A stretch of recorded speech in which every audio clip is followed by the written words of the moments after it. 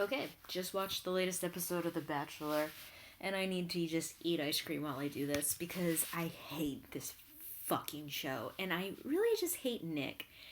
And I don't think it's gonna get any better because he's such a fucking douche. You know what? I don't even know. Like, I just feel that. Okay, so like, this whole show is basically a treatise on how easy fucking straight people have, right? That they have the gall to believe that they can go on national television and find like the person that they're destined for in a competition, right? Because just everything is available to them. They have no reason to doubt that love exists, and fuck them for it, right? And this motherfucker has the goddamn audacity to make the dumbest fucking decisions in the whole goddamn world, right? And then pout about it at the end of the goddamn episode.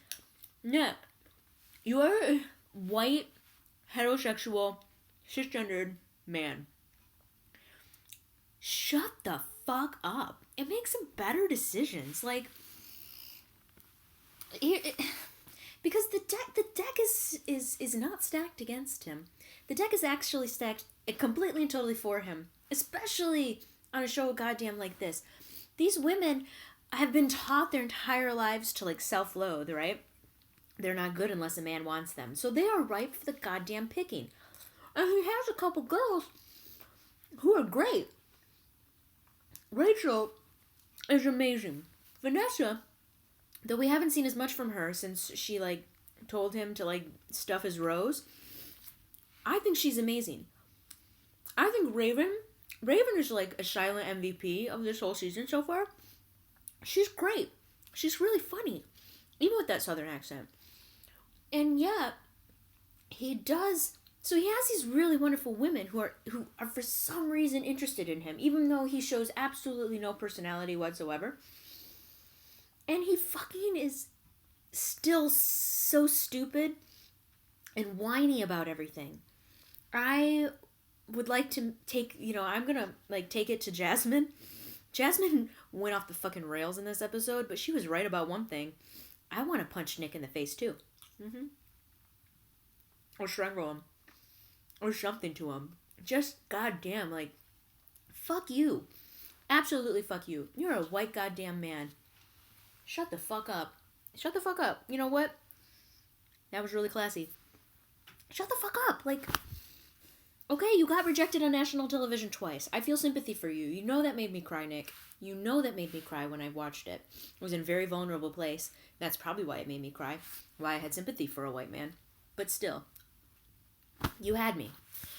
But you don't have me now. You have all of these wonderful women. I shouldn't say all. You have some of these wonderful women. And you continue to make really stupid motherfucking decisions that are led more by your penis than by anything else. And I don't have any sympathy for you. So don't cry at the end of this goddamn episode and make me try to feel bad for you. Because you know why? I don't have your privilege. I don't have your fucking pool. Shut the fuck up.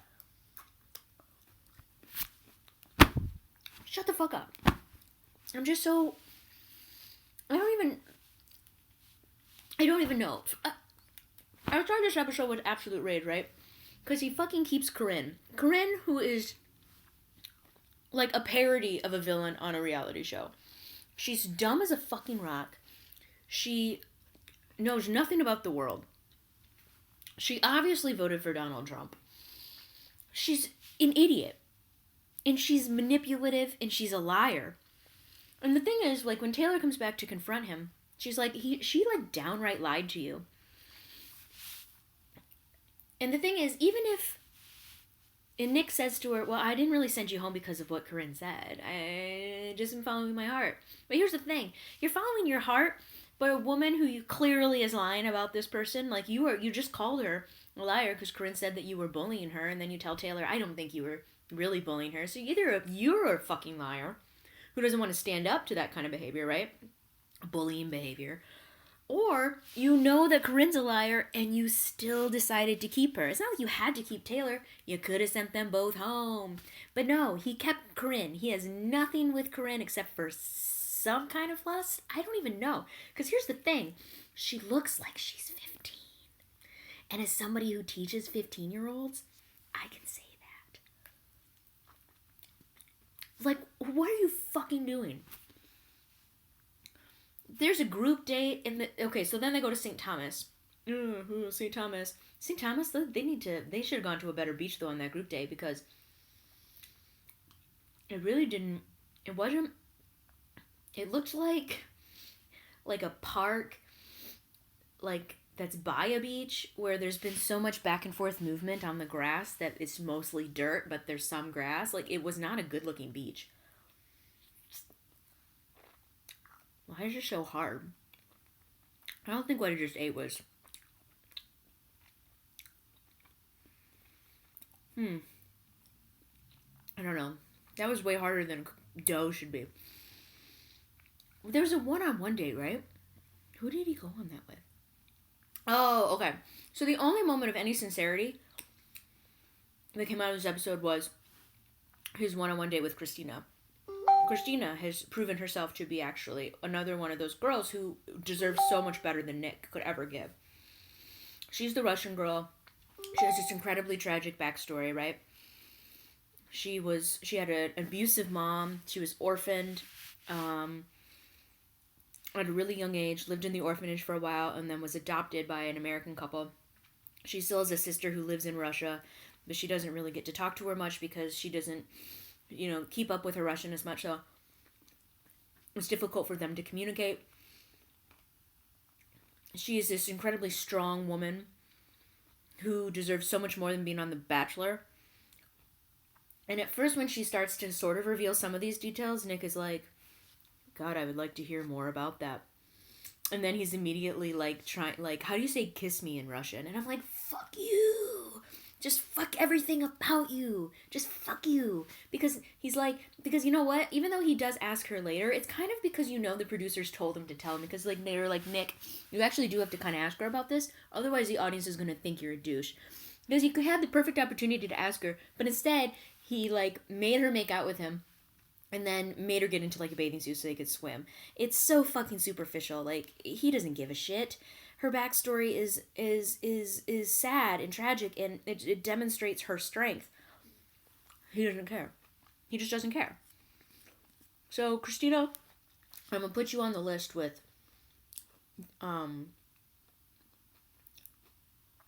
Rachel. I can't believe I forgot the name Rachel. Rachel and Vanessa as being too good for the show. Honestly, all the girls except for Corinne, really. I mean, Nick needs to pick Corinne because she's the only one who deserves him. He gives her the rose, so she's safe. Then they go on a group date. They play beach volleyball, and all the women are like, fuck this. What am I even doing competing for Nick with volleyball? Which is really amazing. This is the best part. Because they're all like, what? This is fucking ridiculous. Why on earth am I playing this volleyball game in order to spend more time with Nick? Most of the time, women and the men during The Bachelorette are like, yeah, I'm going to compete and we're going to get some one-on-one time or something. These women are like, I don't think this is worth it. And then meanwhile, Jasmine has a complete and total nervous breakdown and literally loses her mind. And keeps going on and on about I'm the only one who hasn't had a one-on-one date on this group date and I've never gotten a rose. And then she tells Nick this and again threatens to strangle him and he sends her home. So that's fair. But she really lost her mind. And she keeps saying, I know that I'm worth... he should recognize me. And it's okay, cool. Then you shouldn't be on The Bachelorette. Which is really only for women with incredibly low self-esteem. Which is why I'm Rachel, why are you here? Rachel's I don't really know where I stand with Nick. He was obsessed with you, just last week. The fact that you don't know worries me. First of all, it means Nick isn't doing a very good job at showing that he really likes you. And second of all, you are too awesome to be doubting yourself. I just don't get it. I just don't get any of it. And then he does a 2-on-1 date. I don't even know who he gives the rose to on that I don't even know if he gives a rose to anybody. I don't remember. Whatever. I don't even care. He goes on a 2-on-1 date with one of the Danielles, not the blonde, the brunette one, who he took on a 1-on-1 date in Wisconsin. And Whitney, who's Whitney? Nick doesn't know either. He sends her home. But the fact that he went on a 2-on-1 with these two is so bizarre. And the women say so too. And I'm so with them on this. He had such good chemistry, apparently, with the one Danielle. I think she was the one they like laid on the grass in the field with. And talked about making out because Nick only talks really about that kind of stuff. And with Whitney, a person he knew nothing about. And so the fact that he was like the two of them it's so bizarre because it's like, well, what happened within the last week where suddenly you're doubting whatever it was you had with Danielle when you don't know anything about Whitney? It would have been made more sense to have Whitney and Jasmine go on a 2-on-1 date because you don't know either of them really. And so maybe it would be some clarification on which one you kind of like a little bit more, even though you know you're going to get rid of both of them. Or just go ahead and get rid of both of them. And he did get rid of both of them, right? Whitney and Danielle. But it just came out of nowhere. And suddenly he's doubting himself. And again, I don't have any fucking sympathy for you. This is the 4th fucking time you've been on a goddamn Bachelor show. I don't have any sympathy anymore, Nick. I don't. You're a fucking douche. The fact that you keep Corinne around shows that you're a goddamn douche. I just want Rachel to go home. I want Vanessa to go home. I want Raven to go home. I want Christina to go home. I want the other Danielle, the blonde one who I can't believe she's still around, to go home. I want all of them to go home. Because they're so much better than Nick. They're better than The Bachelor, just in general. Why are these women on The Bachelor? Especially Rachel and Vanessa. I just don't get it. The fact that they're there for Nick. And the thing is, here's the thing. They aren't there for Nick. They're there for Luke. They came for Luke. They got Nick. Sorry, guys. Sorry. I'm sorry. It's just... I don't have any sympathy left. And it's hard for me to even have sympathy in some cases for these women because they are so beautiful. And I know I'm not supposed to be like, your life is so much better because you are, thin and beautiful and you have a job or something. I'm not supposed to say that. I'm not supposed to feel that. I'm not supposed to feel jealous about that. But let's be fucking real. These are women who could literally find anybody. And what's so sad is that they can't. Because of their mental and emotional shit, most likely, right? Because it's certainly not their physical. They're not attracting men. So I just don't get it. And I just find it so depressing because I just think, because, it's like Jay-Z, right? You didn't think I was going to say that. It's like Jay-Z. What the fuck is he doing cheating on Beyonce? Beyonce gets cheated on? What the fuck? So it's like, then then everybody's gonna get cheated on.